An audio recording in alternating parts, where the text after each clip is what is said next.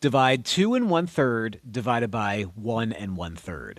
Whenever I divide a mixed number by a mixed number, the first thing I want to do is turn them both into improper fractions. So the way I turn 2 and 1/3 into an improper fraction is I multiply the 2 out front to the denominator of 3. 2 times 3 is 6. Take that 6 and add it to the numerator of 1. 6 plus 1 is 7, and you get 7 over 3. Drop down your divided by symbol, and let's do the same thing again. Multiply the 1 out front to the denominator of 3. 1 times 3 is 3. 3 plus 1 is 4. So we end up with 4 over 3. Now I have a fraction divided by a fraction. When that happens, I use the rule keep, change, flip. That means you keep the first fraction, you change divided by into times, and you flip 4 over 3 into 3 over 4. Now I have a fraction times a fraction.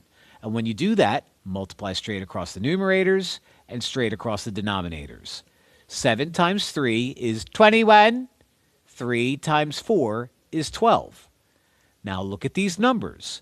You may notice that both of these numbers are divisible by 3.